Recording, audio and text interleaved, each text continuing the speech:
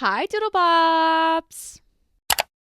Before we jump into this video, I want to give you guys a real quick disclaimer that I am pre-filming today's video as well as next Friday's video many weeks in advance. The day that I'm filming these are actually October 13th.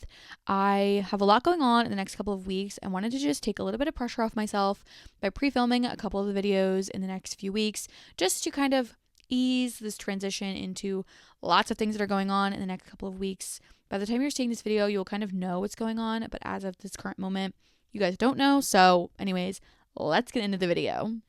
In today's video, we are going to be talking about the 5 books that I want to read before this year is over. Originally, I was going to make a list of 10 books I wanted to read before this year was over, but 10 seemed like a really big number to finish within like the last 2 months of the year.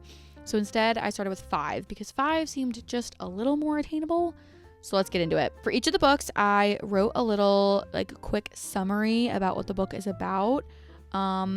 So let's just get into it. And starting off so strong, our very first book on the list is Wildcard by Elsie Silver. I have been looking forward to this book for so long, but before we get into more about how I'm feeling about this book, let's read our little summary. Sebastian is a gruff aerial firefighter, and Gwen is a yoga instructor. A chance airport meeting sparks instant chemistry, but life keeps pulling them apart. A year later, fate forces them under the same roof. Only now, Gwen is connected to Bash in a way neither expected. She used to date his son. As they navigate forbidden attraction, family drama, and their own past wounds, they have to decide whether following the rules is worth it. I have been looking forward to Sebastian's book since the beginning. You meet him in the first book as this grumpy older guy that the other guys in the story bowl with on a bowling league together. And I fell in love with him from the very beginning. I loved his attitude. I loved how grumpy he was. I just loved this demeanor of him. And I was just so excited to finally get his book.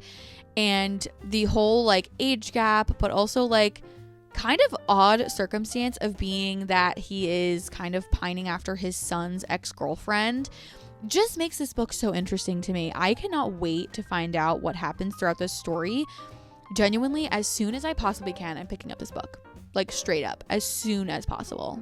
Moving on to our second book on the list, which is Good Spirits by B.K. Borison. My little summary reads, when Harriet York, an antique shop owner, begins being haunted by Nolan Callahan, the ghost of Christmas past, she doesn't know what to make of it.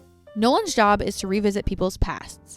But this time his assignment is special. As he and Harriet confront shared memories, regrets, and truths, their connection grows deeper.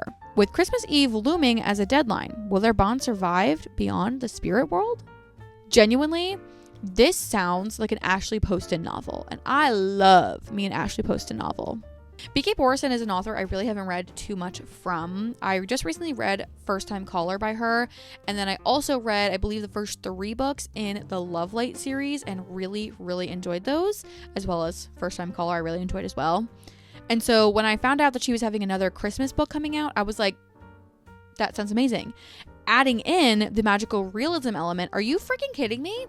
This sounds like almost the Christmas version of The Dead Romantics, and I loved The Dead Romantics. So I am so excited for this book.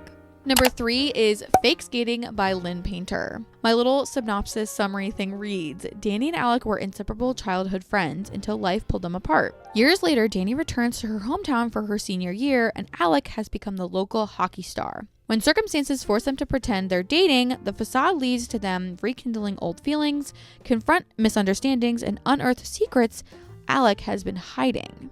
I love Lynn Painter's young adult romances. Her adult romances don't hit as good for me, but her young adult, chef's kiss. I think I've almost given all of her young adult romances 5 stars. I will continue to pick up her young adult. But this book sounds so fun. I love a good fake dating romance. I mean, if you know me, The Love Hypothesis is my all-time favorite book, and that's a fake dating romance. And so this one just sounds so cute and heartwarming. I can't even wait to read it. Moving right along to number 4, we have Holiday Ever After by Hannah Grace. My synopsis thingy says, Clara Davenport's family toy company is accused of stealing a doll design, giving her the chance she's long awaited, a promotion if she can repair the company's damaged image. She's sent to the small town of Fraser Falls to charm locals. Jack Kelly, who was hurt by Clara's business in the past, is determined not to be fooled again. But as Clara makes her case, she finds more beneath Jack's icy exterior and maybe a place in his heart. This book genuinely sounds like a Hallmark romance movie to a T. And I'm here for it. I am genuinely so here for the fun, just Christmas vibes that this book is screaming. Like, I am ecstatic about this right now. You guys don't even understand. Also, I don't think I talked about Hannah Grace as an author. She is the author of the Icebreaker series. If you guys know what that is, I don't actually remember what that's called, like what the actual series is called. It's the books, The Icebreaker, Wildfire, and Daydream are the 3 books in that series, at least that I can think of off the top of my head. And I enjoyed all 3 of those books a lot. They were really fun. So I'm really excited to see where she's going to go outside of a like college sports romance series. So I'm really intrigued with this book. Genuinely, I'm really intrigued. And last and finally, our 5th book on this list is Love Arranged by Lauren Asher.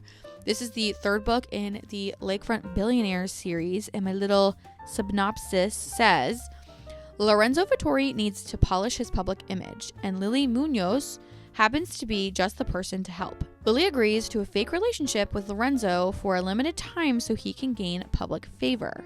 But there's history between them, complicating the arrangement. What starts as a calculated deal begins to blur as old wounds, attraction, and real emotions mix in.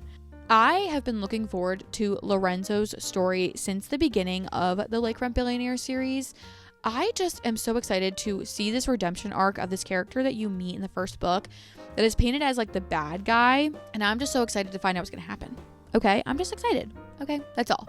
I'm excited for his redemption arc, but I'm also excited to learn more about Lily. Again, a character you meet in the 1st book that you get to experience as a character throughout the other 2 books in the series. And now I'm just excited to get to know more of her as an individual character rather than as a side character in another story. I'm just excited. This book just sounds fun. Okay. All these books, by the way, are new releases from the past couple of months that I just haven't been able to get to. And I'm just really looking forward to it. All these books just sound so fun. They have such great like story and plot lines. I am just genuinely so excited.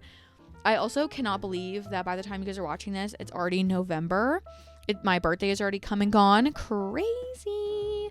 I am just so excited for what's to come in the next couple of months with like Christmas and New Year's and everything, and all this stuff going on is just so exciting, but also at the same time extremely stressful. So hopefully we are able to accomplish everything that we want between now and when you guys are actually seeing this video. And without further ado, I really don't have anything else to say. If this video seems kind of on the shorter side, it's because I've been trying to film this video for the past hour and I've had to restart 3 times because either I couldn't get through the video, the 2nd time the mic was literally not even on, and then the 3rd time I couldn't do it and needed to restart. So I have tried and gone through these 5 books now 3 separate times and have had to try again for a 4th.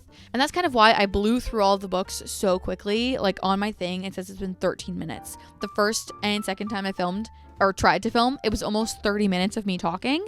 But because I've had to talk about these books so many times, I already have every single thing that I want to say like lined up and queued. So that's kind of why the video is a little bit fast, okay? I'm sorry.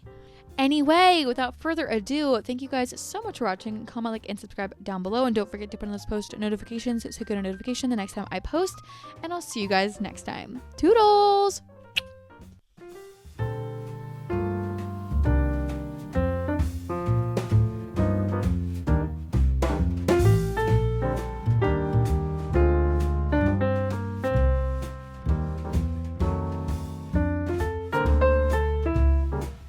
I'm so ready to be done with this freaking video. Ah!